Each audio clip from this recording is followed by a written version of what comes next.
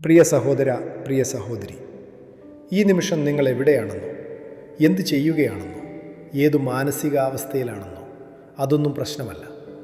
നിങ്ങളിവിടെ എത്തിയിരിക്കുന്നു, അതുമാത്രം മതി.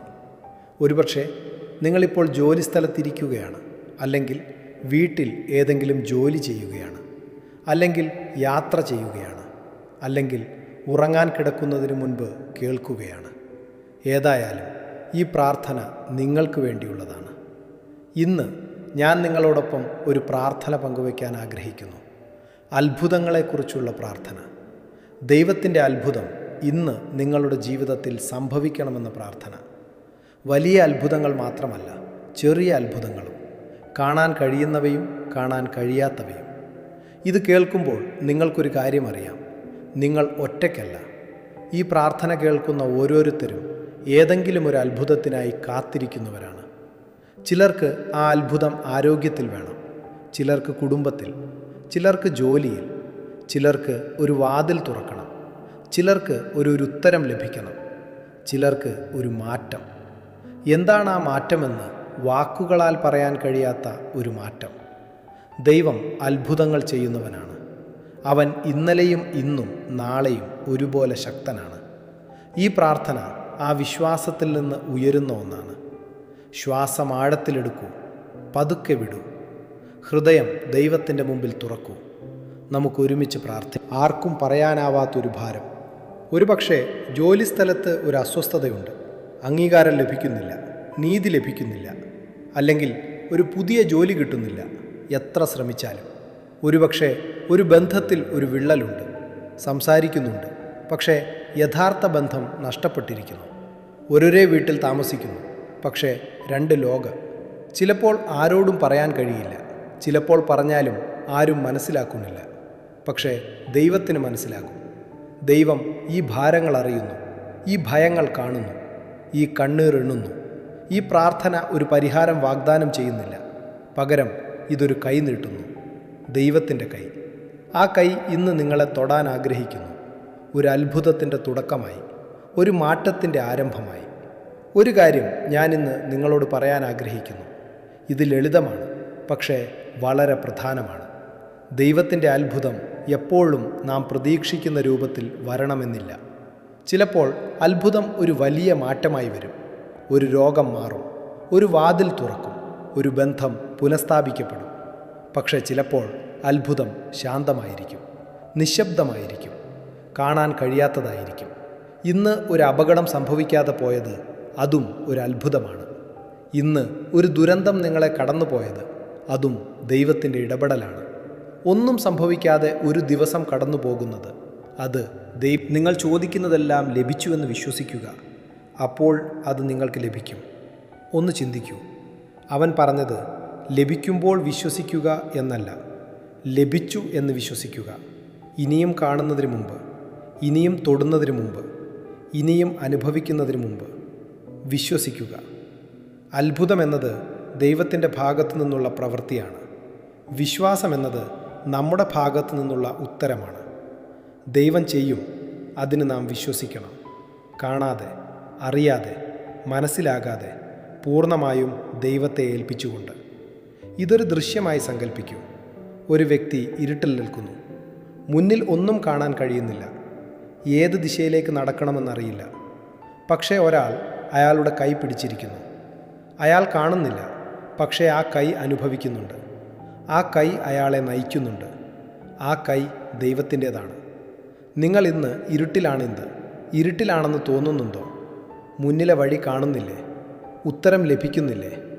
ദൈവത്തിൻ്റെ കൈ നിങ്ങളെ പിടിച്ചിട്ടുണ്ട്. കാണാൻ കഴിയുന്നില്ലെങ്കിലും ആ കൈ അവിടെയുണ്ട്. വിശ്വസിക്കൂ. ചോദിച്ചത് ലഭിച്ചു എന്ന് വിശ്വസിക്കൂ. കാണുന്നതിന് മുമ്പ്, അനുഭവിക്കുന്നതിന് മുമ്പ്.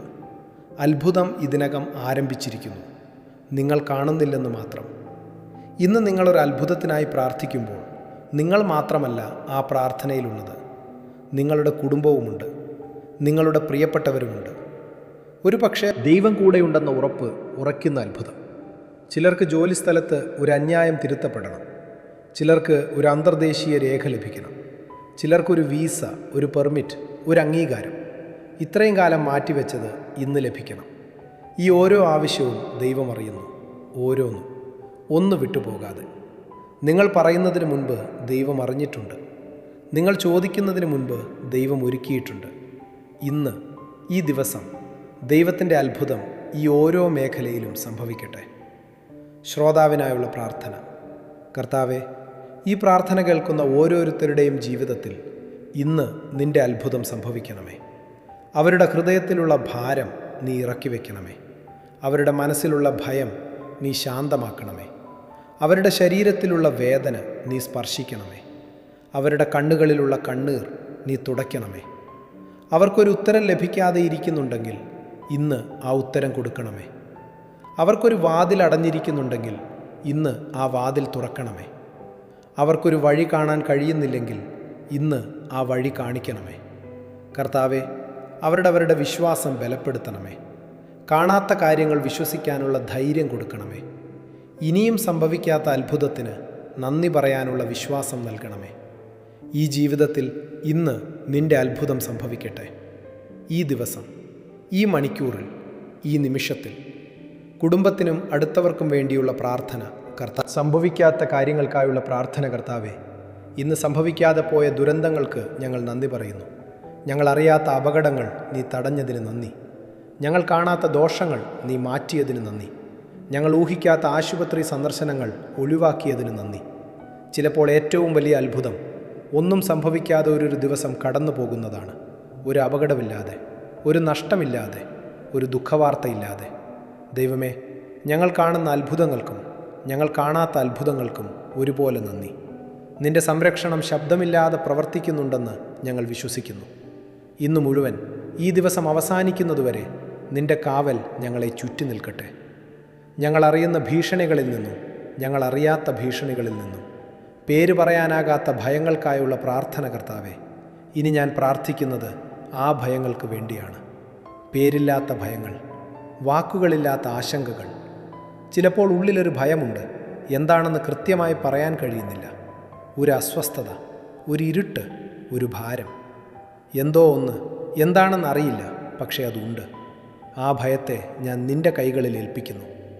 ഞങ്ങൾക്ക് പേര് നൽകാൻ കഴിയാത്ത, പക്ഷേ നിനക്ക് നന്നായി അറിയാവുന്ന ആ ഭയങ്ങൾ, ആ ചിന്തകൾ, രാത്രിയിൽ വരുന്ന ചിന്തകൾ, ഒറ്റയ്ക്കിരിക്കുമ്പോൾ വരുന്ന ചിന്തകൾ, ജോലി ചെയ്യുമ്പോൾ പെട്ടെന്ന് മനസ്സിലേക്ക് കയറി വരുന്ന ചിന്തകൾ, ഇവയെ നിങ്ങൾക്കറിയാവുന്ന ആരെങ്കിലും ഒരു അത്ഭുതത്തിനായി കാത്തിരിക്കുന്നുണ്ടെങ്കിൽ ഈ പ്രാർത്ഥന അവരുമായി പങ്കുവയ്ക്കൂ.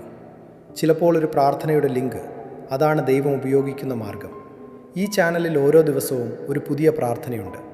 നിങ്ങൾക്ക് ഞങ്ങളോടൊപ്പം നടക്കാൻ ആഗ്രഹിക്കുന്നുണ്ടെങ്കിൽ ഞങ്ങളിവിടെ ഉണ്ടാകും. ഇപ്പോൾ ശ്വാസം ആഴത്തിലെടുക്കൂ, പതുക്കെ വിടൂ.